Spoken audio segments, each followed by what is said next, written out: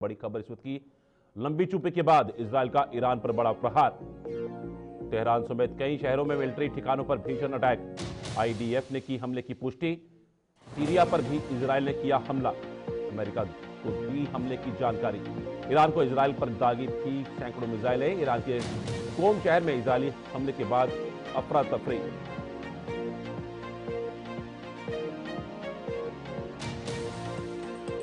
Israel ने 24 दिन बाद ईरान पर पलटवार किया। कई शहरों में हवाई हमले।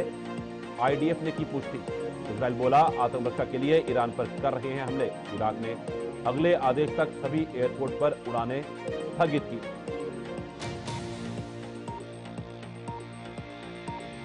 लंबी चुप्पी के बाद इजरायल का ईरान पर बड़ा प्रहार। तेहरान समेत कई शहरों में मिलिट्री ठिकानों पर भीषण अटैक। आईडीएफ ने की हमले की पुष्टि। सीरिया पर भी इजरायल ने किया हमला।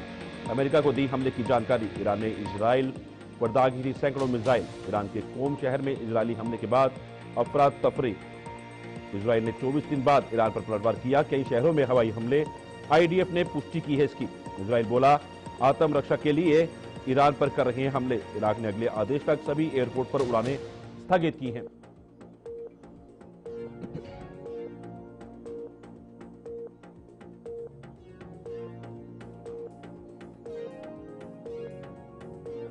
लंबी चुप्पी के बाद इजरायल का ईरान पर बड़ा प्रहार। तेहरान समेत कई शहरों में मिलिट्री ठिकानों पर भीषण अटैक देखने को मिले हैं और आईडीएफ ने इसकी पुष्टि की है।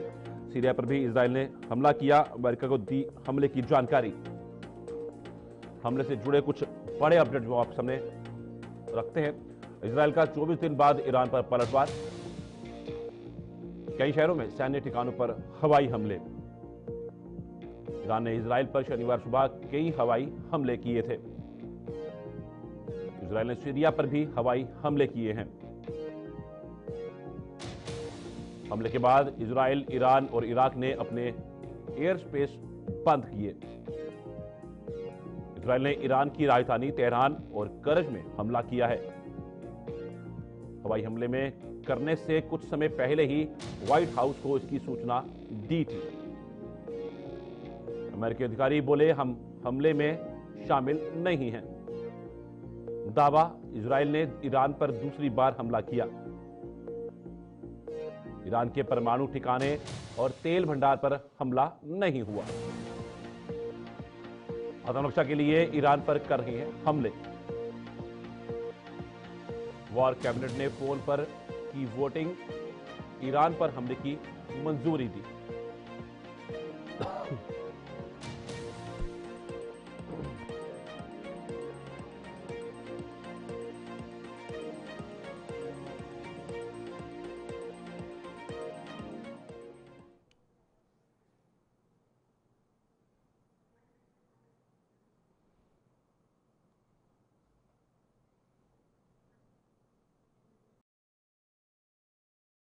रुक करेंगे हमारे साथ विदेश मामलों के जानकार करोड़ी सिंह जी हमारे साथ जुड़े हुए हैं। मैं आपका स्वागत करता हूं और सबसे पहले मेरा सवाल आपसे यही रहेगा, जिस तरह से लगातार ये अब अटैक देखने को मिल रहे हैं, कितना चिंता का विषय है ये पूरी दुनिया के लिए, क्योंकि लगातार एक तरफ से अटैक होता है, दूसरे से उसका जवाब भी मिलता है, और अब ईरान, और कितना खतरनाक और कितना चुनौतीपूर्ण।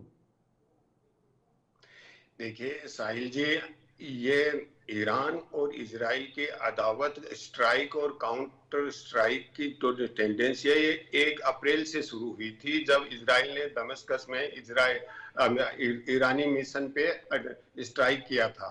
उसके बाद निरंतर रूप से चल रही है। इजराइल ईरान पे स्ट्राइक करता है, ईरान इजराइल पे स्ट्राइक करता है। तो ये तो निरंतर रूप से चल रहा है। और जैसा कि आपने अभी अपने इंट्रोडक्शन में बताया कि अमेरिका को इन्फॉर्म भी किया है इजराइल ने कि हम स्ट्राइक करने जा रहे हैं, और निश्चित रूप से ईरान भी अब स्ट्राइक करेगा। कब करेगा? क्योंकि ईरानियन मीडिया में ये रिपोर्ट्स आ रही हैं उसके इस स्ट्राइक के तत्काल बाद कि ईरान को अपना बदला लेने का अधिकार है, काउंटर स्ट्राइक करने का अधिकार है। लेकिन इजराइल अब जिस तरीके से स्ट्राइक कर रहा है, इजराइल गाजा में युद्ध लड़ रहा है, लेबनान में लड़ रहा है, सीरिया में लड़ रहा है, और इजराइल के अंदर भी वो जासूसी के शक में जगह जगह रेड मार रहा है। अब ईरान पे और कर दिया, तो कितने फ्रंट इजराइल ने खोल दिए हैं। इससे मुझे लगता है कि इजराइल के पास टेक्नोलॉजी तो है, एयर डिफेंस और ऑफेंसिव दोनों सिस्टम एक्टिव हैं, लेकिन ईरान का भी ये कहना है कि हमारा भी डिफेंसिव और ऑफेंसिव दोनों सिस्टम एक्टिव हैं। तो दोनों में जिस तरह का अदावत का लेवल आ गया है, अगर इस तरह का जो स्ट्राइक और काउंटर स्ट्राइक की टेंडेंसी और आगे बढ़ती है और ये पूरे अरब एरिया में या मेना रीजन में एस्कालेट हो जाता है, तो इसके बहुत भयंकर परिणाम होंगे। तो एक चीज तो मुझे स्पष्ट लग रहा है आज के दुनिया के हालात देखते हुए कि किसी भी देश के शीर्ष राजनीतिक नेतृत्व में कॉमेडियन, कमांडर और रिलीजियस बैकग्राउंड के लोगों को नहीं होना चाहिए। अगर वो होते हैं तो दुनिया को खतरे में डाल सकते हैं। जिसका सैन्य बैकग्राउंड हो, कॉमेडियन का बैकग्राउंड हो या बहुत ही ज्यादा धार्मिक नेता हो, धर्म का नेता हो, तो इस तरह के नेतृत्व होता है वो प्रोफेशनल राजनीतिज्ञ की तरह से एक कूटनीतिक निर्णय आसानी से नहीं ले सकता और वार में झोंक सकता है दुनिया को। तो जिस तरह का दुनिया का आज हालात बन रहा है, अब अगर ईरान इमीडिएटली रेस्पॉन्ड करता है तो बहुत जल्दी एस्कालेट हो जाएगा, लेकिन मुझे नहीं लगता कि ईरान इमीडिएटली एस्कालेट करेगा। लेकिन ईरान का जो डिफेंसिव सिस्टम है वो भी काफी माकूल है, क्योंकि रशिया से S-400 ले रखे हैं। दूसरी तरफ इजराइल के पास भी थर्ड मिसाइल्स हैं, वो डिफेंसिव सिस्टम है अमेरिका का। तो उधर अमेरिका है, इधर रशिया है, तो अप्रत्यक्ष रूप से पूरी दुनिया इन्वॉल्व हो जाएगी इस हालात में। तो पूरी दुनिया को इन्वॉल्व करने का क्या परिणाम होगा उसका तो केवल हम कल्पना ही भी नहीं कर सकते कि किस तरह से नाइटमेयर सिचुएशन दुनिया की हो जाएगी। क्योंकि अगर यह हालात रहा और थर्ड वर्ल्ड वार रहा तो कोई नहीं बचेगा, न अमेरिका बचेगा, न मिडिल ईस्ट बचेगा, न दूसरे देश बचेंगे। तो इसको कैसे रोका जाए, इसमें संयुक्त राष्ट्र संघ की भूमिका हो सकती है। मैं आपको रोकना चाहूंगा, इसमें एक बड़ी खबर मेरे सामने आ रही है। इजराइल ने बाइडेन को दी थी हमले की जानकारी। बड़ी खबर इस वक्त की आपको बता दें, ईरान की भी इजराइल पर हमला करने की तैयारी सूत्रों के हवाले से खबर के सामने आ रही है। और साफ तौर पर इजराइल के ईरान पर ताबड़तोड़ जवाबी हमले जो हैं वो हो सकते हैं। ईरान और सीरिया पर इजराइल की air strike,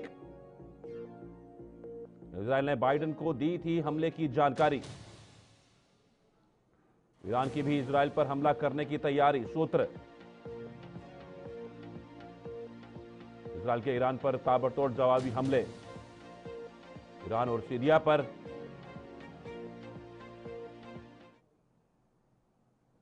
In response to months of continuous attacks from the regime in Iran against the state of Israel, right now, the Israel Defense Forces is conducting precise strikes on military targets in Iran. The regime in Iran and its proxies in the region have been relentlessly attacking Israel since October 7th on 7 fronts, including direct attacks from Iranian soil. Like every other sovereign country in the world, the state of Israel has the right and the duty to respond. Our defensive and offensive capabilities are fully mobilized. We will do whatever necessary to defend the state of Israel and the people of Israel. हमारे साथ विदेश मामलों के जानकार मौजूद हैं करोड़ी सिंह जी। मैं दोबारा आपका रुख करूंगा। जिस तरह से साफ तौर पर पहले आप बताते हुए नजर आए कि अगर इस तरह काउंटर अटैक्स जो हैं बढ़ते हैं तो काफ़ी खतरनाक रहेगा पूरी दुनिया के लिए, इसकी कल्पना भी नहीं कर सकते हैं। मैं खासतौर पर भारत की बात करूंगा। अगर ये अटैक्स और काउंटर अटैक्स से चलते रहते हैं इजराइल और ईरान के बीच में, तो ये भारत के लिए कहां तक नुकसानदेह हो सकता है? भारत के लिए सबसे ज्यादा नुकसानदेह इस रूप में होगा। एक तो क्या है कि मिडिल ईस्ट में भारत के विशेष रूप से मैनुअल लेबर मजदूर बहुत काम करते हैं और वो भारत को सबसे ज्यादा फॉरेन एक्सचेंज भेजते हैं। बहुत ज्यादा रिमिटेंस अरब कंट्रीज से होता है। अगर एस्कालेट होता है तो वो जो फॉरेन एक्सचेंज आता है, बहुत से मजदूरों को तो मजबूर होकर वापस हिंदुस्तान आना पड़ेगा और वो फॉरेन एक्सचेंज भी आसानी से नहीं भेज पाएंगे। तो एक तो वो सबसे बड़ा होता है नुकसान होगा। दूसरा, भारत की एनर्जी रिक्वायरमेंट है पेट्रोलियम और जो ऑयल की, वो अरब कंट्रीज से पूरी होती है तो उसको बाधा पहुंचेगी। तीसरा है कि भारत बहुत सी कंज्यूमर आइटम्स और फूड आइटम्स एक्सपोर्ट करता है और उससे फॉरेन एक्सचेंज आता है, उस पर असर पड़ेगा कि भारत किस तरह से एक्सपोर्ट कर पाएगा। तीसरा यह है कि जो पुराना एक कॉरिडोर का प्रपोजल है पिछली साल का, इंडिया मिडिल ईस्ट यूरोप का, वो तो खतरे में पहले से ही पड़ गया है। वो जो मिडिल ईस्ट होते हुए यूरोप को कनेक्ट कर रहा था, एक ट्रेड रूट बन रहा था, तो वो तो ऑलरेडी खतरे में है ही। तो ऐसे हालात में भारत पे प्रत्यक्ष रूप से असर पड़ेगा, लेकिन भारत किसी भी रूप में इस संकट में अपना इन्वॉल्वमेंट नहीं चाहता। इसलिए भारत का जो रेस्पॉन्स है वो बहुत ही नपा तुला, और ये एक ही सेंटेंस बार बार कहते हैं कि जो भी कॉन्फ्लिक्ट हैं उनको कूटनीति और संवाद से सुलझाना चाहिए, युद्ध को रास्ता नहीं अपनाना चाहिए। तो ये सामान्य सी बात है, लोकाचार की बात है, लेकिन भारत किसी रूप में किसी भी देश का पक्ष नहीं लेना चाहता, इन्वॉल्व नहीं होना चाहता, क्योंकि भारत के ईरान के साथ भी अच्छे रिश्ते हैं, भारत के इजराइल के साथ भी अच्छे रिश्ते हैं, और भारत पैलेस्टाइन का जो नेशन स्टेट का एटीट्यूड है या उसको भी सपोर्ट करता है, क्योंकि भारत भी टू नेशन के सिद्धांत का समर्थन करता है कि इजराइल और पैलेस्टाइन को कोएग्जिस्टेंस में रहना चाहिए। तो भारत का रेस्पॉन्स है वो तो नपातुला है, लेकिन भारत पे जो नकारात्मक प्रभाव पड़ेगा, जो सवाल पूछा, वो बहुत ज्यादा होगा। तो इस प्रभाव से भारत कैसे बचे, इसका कोई रास्ता मुझे नजर नहीं आ रहा है शायद इस समय। अगर एस्कालेट होता है तो मुझे संभावनाएं कम लग रही हैं कि एस्कालेट होगा। ईरान रेस्पॉन्ड तो करेगा, लेकिन इमीडिएट नहीं करेगा, क्योंकि एक सबसे बड़ी बात है, ईरान और इजराइल के लैंड बॉर्डर नहीं लगते हैं, इसलिए ग्राउंड फोर्सेज का रोल बहुत कम हो जाएगा। एयर स्ट्राइक होगा, स्ट्राइक और काउंटर स्ट्राइक, ये सब चलता रहेगा। और इजराइल जितना इन्वॉल्व हो गया है इधर उधर, उसमें इजराइल के लिए भी मुश्किल होगा कि इसको सस्टेन कैसे करें, क्योंकि इतना होने पे इजराइल एक ओवर रीच की स्थिति में आ गया है। कई मोर्चे इजराइल ने एक साथ खोल लिए हैं, तो इन मोर्चों पे इजराइल भी कैसे सस्टेन करेगा अगर अल्टीमेटली ब्रिटेन या मैं आपको रोकना चाहूंगा, एक और बड़ी खबर निकल के सामने आ रही है। इजरायली हमले को अमेरिका का समर्थन। बड़ी खबर इस वक्त की आपको बता दें, तेहरान के पास सैन्य ठिकानों पर इजराइल का हमला, ईरान और सीरिया पर इजराइल की एयर स्ट्राइक, नेतन्याहू ने खुद की हमले की मॉनिटरिंग, इजरायली हमले को अमेरिका का समर्थन, तेहरान के पास सैन्य ठिकानों पर इजराइल का हमला, ईरान और सीरिया पर इजराइल की एयर स्ट्राइक।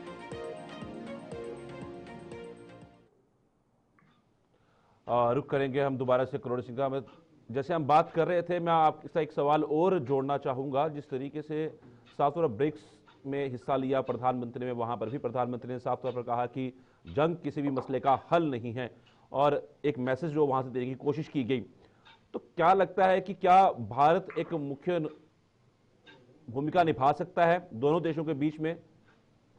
कोई बीच का रास्ता निकल सकता है? जी देखिए साहिब, मुझे नहीं लगता कि आज के हालात में भारत कोई प्रस्ताव रखेगा और मुख्य भूमिका निभाएगा, क्योंकि भारत का दृष्टिकोण है वो बहुत ही नपातुला है, और जब प्रस्ताव रखेगा तो मुझे नहीं लगता दोनों ही पक्षों को संतुष्ट कर पाएगा, क्योंकि भारत का दृष्टिकोण शांति बनाए रखने का है। तो सबसे पहले भारत युद्ध विराम की बात करेगा और फिर नेगोशिएट करके आगे बढ़ेंगे। तो दोनों देशों के बीच में, पैलेस्टाइन और इजराइल के बीच में किसी नेगोशिएशन की संभावना नहीं बनेगी अगर युद्ध विराम भी होता है। तो भारत अपनी तरफ से कोई पीस प्लान नहीं देगा। चाइना ने पहले किया है कि पैलेस्टाइन के 14 ग्रुप थे, उनमें सॉलिडेरिटी लाने के लिए उनको इकट्ठा किया था। चीन का भी नपातुला रेस्पॉन्स है। रशिया प्रत्यक्ष रूप से ईरान का समर्थन कर रहा है। तो चीन और भारत दोनों जिस तरीके से नजदीक आ रहे हैं, अगर दोनों मिलके कोई प्रस्ताव रखते हैं तो उसकी वायबिलिटी हो सकती है कि भारत एक अकेला कोई प्रस्ताव रखता है या कोई प्लान रखता है युद्ध विराम की और उसके बाद नेगोशिएशन की, तो वो मुझे सफलता में की कम संभावनाएं लग रही हैं। और ऐसा भी लग रहा है कि भारत इस समय इस तरह का कोई प्रस्ताव रखेगा नहीं, क्योंकि भारत को ऐसा कोई इंप्रेशन नहीं देना चाहता कि वो किसी भी पक्ष का साथ लेना चाहता है, दोनों पक्षों को एक साथ नाराज नहीं करना चाहता, और दोनों को संतुष्ट करना बहुत ही टाइट रोप वॉकिंग है, इतना आसान नहीं है दोनों पक्षों को संतुष्ट करना। तो मुझे नहीं लगता कि भारत कोई प्रस्ताव रखेगा। भारत एक लोकाचार की जो इस तरह की बातें हैं सद्भावना की, वही बातें करेगा, और भारत शांति की अपील करता रहेगा। अगर कोई कर सकता है तो संयुक्त राष्ट्र संघ कर सकता था, लेकिन संयुक्त राष्ट्र संघ में इजराइल का जिस तरह का एटीट्यूड है, संयुक्त राष्ट्र संघ लगभग कमजोर हो चुका है, बिल्कुल हेल्पलेस है। संयुक्त राष्ट्र संघ के जो राहत कर्मी हैं और जो शांति कर्मी वाले हैं लेबनान में, उन पे भी अटैक हो रहे हैं, इजराइल उनको भी मार रहा है, जर्नलिस्ट को मार रहा है। तो ऐसी स्थिति में संयुक्त राष्ट्र संघ भी कुछ नहीं कर सकता, भारत भी नहीं कर सकता।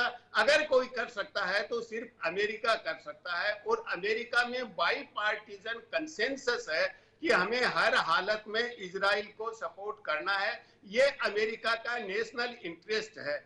अगर इजराइल कमजोर होता है या डिफीट खाता है तो मिडिल ईस्ट में अमेरिका की जो वैश्विक सुप्रीमेसी है, वर्चस्व है, वो प्रभावित होगा। और अगर दुनिया में अमेरिका का वर्चस्व खत्म होता है तो ये अमेरिका कभी बर्दाश्त नहीं कर पाएगा। तो अमेरिका निरंतर रूप से इजराइल का समर्थन करता रहेगा।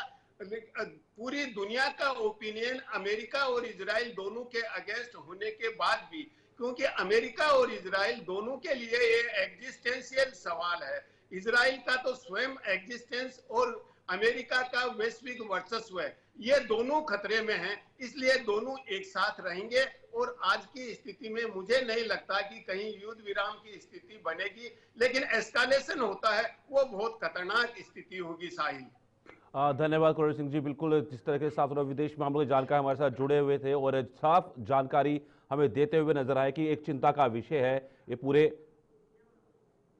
देश के लिए तो है ही है और पूरे विश्व के लिए एक चिंता का विषय है लगातार हमले होना।